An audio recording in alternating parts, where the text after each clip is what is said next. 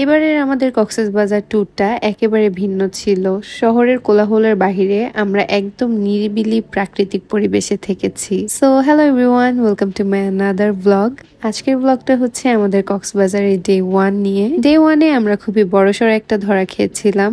আপনারা যদি এই ভুল করতে না চান এবং সাথে সুন্দর বাজেট ফ্রেন্ডলি দুইটা ইকো রিসোর্ট সম্পর্কে জানতে চান, তাহলে এই ভিডিওটা অবশ্যই শেষ পর্যন্ত দেখতে হবে। এবার আমরা চিটাগং থেকে গিয়েছিলাম, আমার হাজবেন্ড ফ্রেন্ডরাও গিয়েছিল। সো আমরা সবাই একসাথে চিটাগং থেকে রওনা দিই। আমি আমার জ্ঞান বুদ্ধি হওয়ার পর থেকে এই প্রথম নর্মাল বাসে কক্সবাজার রোডে যাতায়াত করেছি। এন্ড ট্রাস্ট মি, পুরোটা রাস্তা আমার কলিজাটা লিটারালি আমার মুখের কাছে ছিল। মানে এর আগে যতবার গিয়েছি বাসের ভিতর তেমন একটা টের পাইনি, কিন্তু এবার মনে হচ্ছিল পুরো রাস্তা একটা রোলার কোস্টার রাইড ছিল। আমার এদিকে ভয়ে ঘুম আসতেছিল না, আর পাশে তাকায় দেখি শুভ ভাইয়া ঘুমে বেহুশ। মানে একটা মানুষ এই রোলার কোস্টার রাইডের মধ্যে কিভাবে এতটা কেয়ারফ্রি ভাবে আরামসে ঘুমাতে পারে, আমার তো ভাই বুঝে হাঁটে না। দেন আমিও ভাবলাম একটু ঘুমাই, না ঘুমালে সকালে ঘুরতে পারবো না। তো আল্লাহর নাম নিয়ে যেই ঘুমাতে যাব, দেখি ওমা কক্সবাজার চলে আসছি। ড্রাইভার মামা এমনই স্পিডে গাড়ি চালাইছে, আমার মনে হলো আমরা বাসে উঠলাম আর কক্সবাজার পৌঁছে গেলাম। বাস থেকে নেমে আমরা চলে গেলাম শালিকে। ওখানে গিয়ে আলো হওয়ার জন্য অপেক্ষা করছিলাম। এই যে যেতে না যেতেই তাদের গেম খেলা শুরু। আলো হওয়ার পর শালিক থেকে নাস্তা করলাম। তাদের নাস্তাটা আমার কাছে বেশ ভালো লেগেছে। নাস্তা শেষ করে আমরা আমাদের রিসোর্টে যাওয়ার উদ্দেশ্যে রওনা দিলাম। সমুদ্র দেখেই মনটা একদম ভালো হয়ে গেল। সমুদ্র আর রংধনু দেখতে দেখতে আমরা আমাদের রিসোর্টে চলে আসলাম। এখানে খুব একটা ফানি জিনিস হয়েছে। ভাইয়া এখানে দরজাটা টেনে খোলার চেষ্টা করছিলেন অনেকক্ষণ ধরে, কিন্তু ঢোকার দরজা অ্যাকচুয়ালি এটা ছিল না। রিসোর্টটাতে যাওয়ার পথটা এত সুন্দর ছিল, একদম গ্রামীণ পরিবেশ। এই বাড়িটা দেখে আমার মনে হচ্ছিল এখানে যারা থাকেন তারা কতই না লাকি। সো এই যে আমাদের রিসোর্টটা একেবারেই নিরিবিলি ছিল।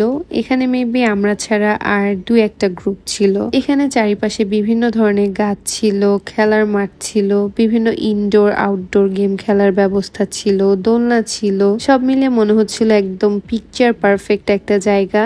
আমাদের তো প্রথমে বেশ ভালো লাগছিল। আমাদের রুমে চেক ইন করতে আরো টাইম ছিল। সো আমার হাজবেন্ড এন্ড তার ফ্রেন্ডরা মিলে এদিকে গেম খেলছিল, তারা বেশ এনজয় করছিল। এদিকে আমি আর এদিকে থেকে কি করব, তাই আমি রিসর্টটা ঘুরে ঘুরে দেখছিলাম। চারিপাশে খুব সুন্দর প্রাকৃতিক পরিবেশ, ঝাউবন দেখা যাচ্ছিল। বাট আমি একটু ডিসঅ্যাপয়েন্টেড ছিলাম, বিকজ আই থট এটা একদম সমুদ্রের পাশেই হবে, মানে সমুদ্রটা দেখা যাবে। বাট আসার পর দেখি সমুদ্র হচ্ছে ঝাউবনটার পিছনে। যাই হোক, তাও এত সুন্দর প্রাকৃতিক পরিবেশ দেখতে ভালোই লাগছিল। কিন্তু আমার সব ভালো লাগা দূর হয়ে গেল রুমটা দেখার পর। একেবারে ছোট একটা রুম, তার মধ্যে মাথার কাছে বাথরুম, তাও আবার কাঠের দরজা। সব বাট আমার এই মাথার কাছে কাঠের দরজাওয়ালা বাথরুম দেখে খুবই গা শিরশির করছিল। সো আমি আমার হাজবেন্ডকে বললাম যে আমার পক্ষে এখানে থাকা একেবারেই সম্ভব না। সো আমরা বরং গিয়ে ভাইয়াদের তাঁবুর অবস্থা দেখি, আমরা লাগলে ওনাদের সাথে রুম এক্সচেঞ্জ করে নিব। বাট এদিকে এসে দেখি তাদের অবস্থা আরো বেশি করুন। তাদের ফ্যান ট্যান কিচ্ছু নাই, মশার কামড়ে তারা একেবারে রেগে মেগে শেষ। আমার আর কিছু বলা লাগবে না, আপনারা ভাইয়ার এক্সপ্রেশন দেখলে রিভিউ বুঝে যাবেন। বাট টু বি অনেস্ট, এটা রিসর্টেরও দোষ না, কারণ তাদের পেজে লেখাই ছিল যে ক্যাম্প সাইডে এক্সপেকটেশনটাও তেমনই রাখতে হবে। মোরওভার 3 বেলা খাবার সহ পার পার্সন 1500 টাকায় এক্সপেকটেশনটা এত হাই রাখাও উচিত না। আই থিঙ্ক এই জায়গাটা ফ্রেন্ডরা মিলে বাজেটের মধ্যে শীতকালে আসার জন্য perfect, but not for summer. যাই হোক, আমরা আমাদের অসুবিধার কথা তাদেরকে জানালে তারা আমাদেরকে শিফট করে তাদের নতুন যে রিসর্টটা হচ্ছে সেখানে চলে যেতে বলেন। দেন আমরা তাদের নতুন রিসর্টটাতে চলে গেলাম। যাওয়ার সময় এই আনকমন একদম ফুলে ভরা অটোতে করে গিয়েছি। যাই হোক, এই রিসর্টের লোকেশনটাও পাশে ছিল, আর এটাও যদি একটু ভিতরে, কিন্তু এটা খুবই সুন্দর ছিল। এখানে আসার পর আমরা একটু স্বস্তি বোধ করি। সমুদ্র দেখে আমার তো মন ভালো হয়ে গিয়েছিল।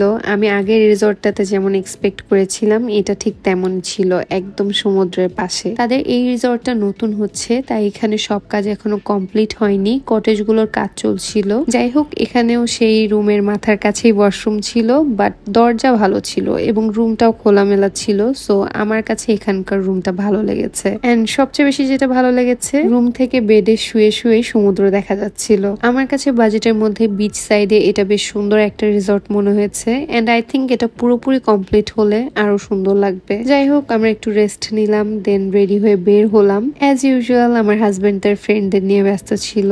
আমি একা একা রিল্যাক্স করছিলাম, একটু বিচ সাইড থেকে ঘুরে আসলাম। এখানে কাঁকড়া, চিংড়ি মাছ, শামুক ছিল, আমি অনেকগুলো শামুক নিয়ে এসেছি। এরপর আমাদের দুপুরের খাবার দেওয়া হলো। আমাদের লাঞ্চ, ডিনার এবং নেক্সট ডে ব্রেকফাস্ট সবই কিন্তু আমাদের প্যাকেজে ইনক্লুডেড ছিল। বাই দ্য ওয়ে, আপনাদের কারো যদি রিসর্টের খরচ এবং রুমের সম্পূর্ণ ডিটেলস ভিডিও লাগে তাহলে আমাকে কমেন্টে অবশ্যই জানাবেন, আমি আলাদা একটা ভিডিও শেয়ার করব। খাওয়া দাওয়া শেষে বসে পড়লাম শাড়ি পরে রেডি হতে, বিকজ ট্যুরে আসলে আমার শাড়ি পরতেই হবে। এর মধ্যে আমার আম্মু, ভাবি, বাবুরা সবাই আমাদের সাথে দেখা করতে চলে আসলো। তারাও গিয়েছিল, বাট তারা ঢাকা থেকে রওনা দিয়েছিল। যদিও আমাদের একসাথে থাকার কথা ছিল, কিন্তু বাবুদেরকে নিয়ে তারা আর এত ভিতরের দিকে থাকেনি, তারা টাউন সাইডে ছিল। আমি তো বলেছিলাম আমি ঘুরতে গিয়ে বাচ্চা কাচ্চা কোলে নিতে পারবো না, বাট আমার ভিতরের ফুপুর মায়া জেগে ওঠে। আর এই যে আমি শাড়ি পরে তাকে কোলে নিয়ে ঘুরতেছি, আর এদিকে মেহেরিস তার বাবানের পিছন পিছন। মাশাআল্লাহ, তিনজনের মধ্যে ও কেন জানি ওর বাবানকে অনেক বেশি ভালোবাসে। বাকিরা বলে বাবান, আর ওর কাছে বাবা। আমরা তাদেরকে রেখে যতই চলে আসার ট্রাই করছিলাম, তারা ততই পিছন পিছন চলে আসছিল। সমুদ্রের পাড়ে কিছু ভিডিও নিলাম, ছবি তুললাম। আর এই যে সেই বিখ্যাত কামড়, যেটার ভিডিওতে 1 মিলিয়ন প্লাস ভিউ হয়েছে। মাশাআল্লাহ, ও যে এত দুষ্টু, এই যে দেখেন, মনে হচ্ছে পুরো রাজ্যটাই ওর। পানির মধ্যে দৌড়াদৌড়ি, ঝাপাঝাপি।